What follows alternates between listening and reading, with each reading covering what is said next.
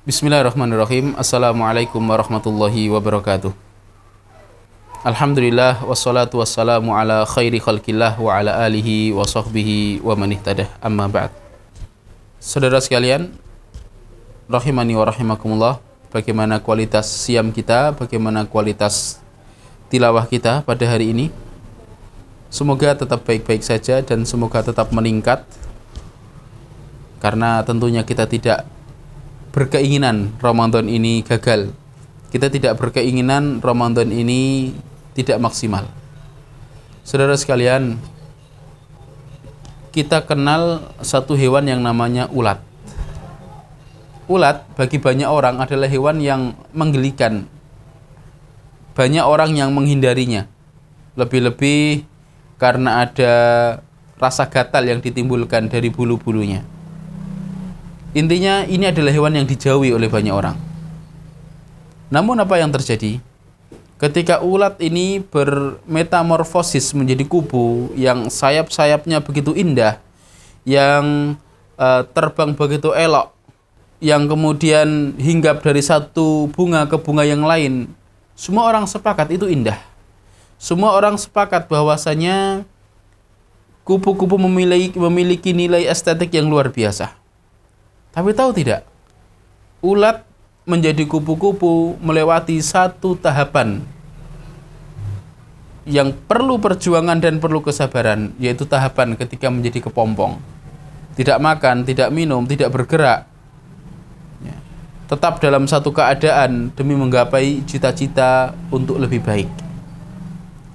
Saudara sekalian, itu ulat. Untuk menjadi kupu-kupu perlu berjuang. Kita sebagai manusia ini sejatinya juga perlu berjuang, perlu merubah diri. Kalau kupu-kupu, maka dinilainya adalah dinilai dari fisiknya, dari keindahannya.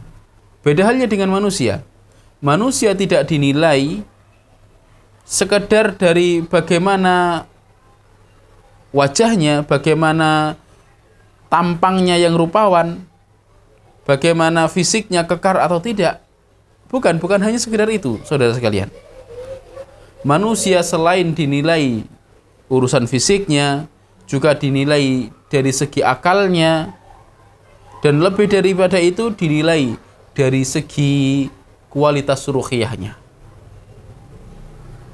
Atau bahasa syariatnya disebut dengan ketakwaan.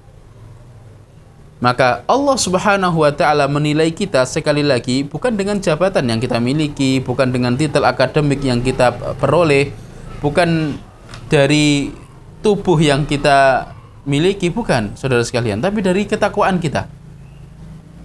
Allah mengatakan, "Inna akramakum indallahi atqakum."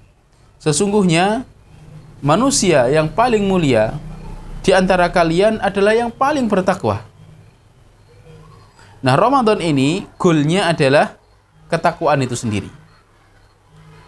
Artinya, Ramadan ini adalah karantina yang Allah berikan. Adalah latihan yang Allah sajikan untuk kita. Agar kita menjadi pribadi yang excellent. Menjadi pribadi yang spesial. Tidak hanya pribadi yang hanya mengurusi urusan fisik, hanya mengurusi urusan yang remeh-temeh, tidak. Tapi pribadi yang cara berpikirnya juga berbeda, kualitas ruhiyahnya berbeda, dan kemampuan di dalam merawat tubuhnya juga berbeda.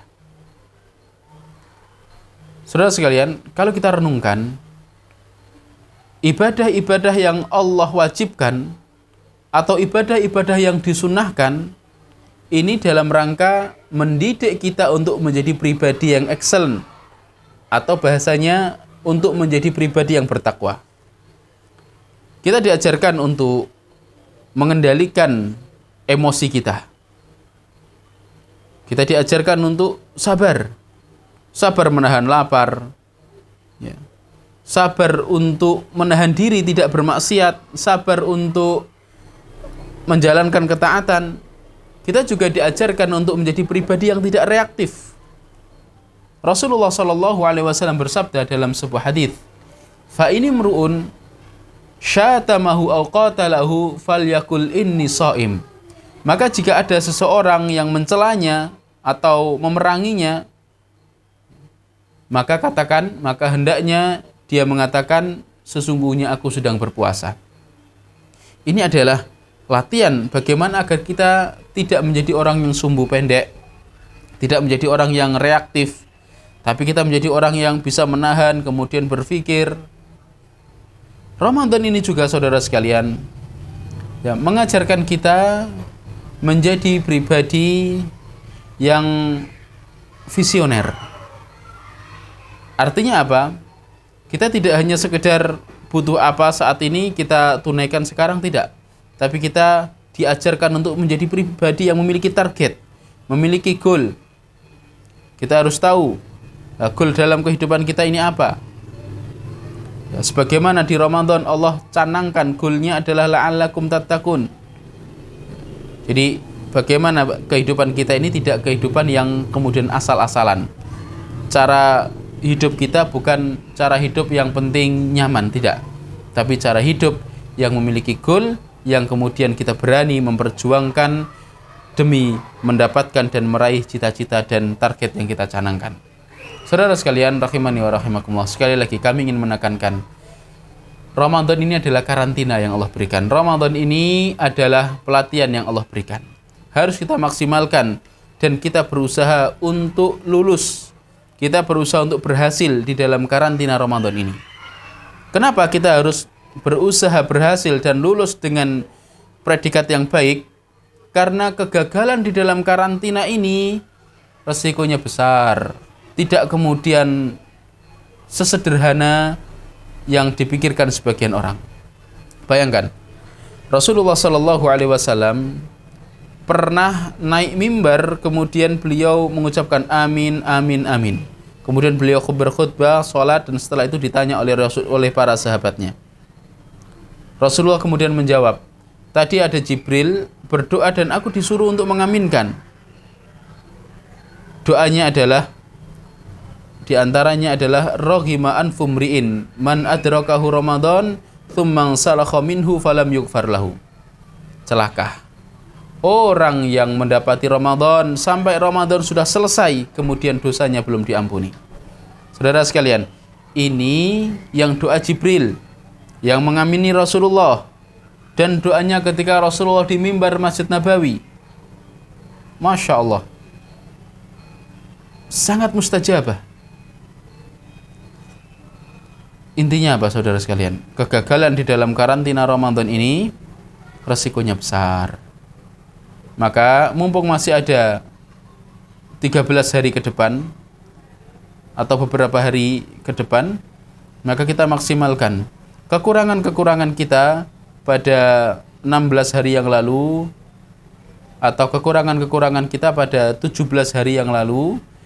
Hendaknya segera kita minta ampunan kepada Allah dan hendaknya kita memperbaikinya. Mumpung masih ada waktu, mumpung masih ada kesempatan, mumpung kita masih ada kesempatan dalam berbenah. Semoga Allah Subhanahu wa taala memberikan taufik kepada kita sehingga kita bisa menjadi hamba yang lulus dari karantina Ramadan dan kita keluar mendapatkan predikat muttaqin. Hadanallahu wa iyyakum ajmain. Assalamualaikum warahmatullahi wabarakatuh.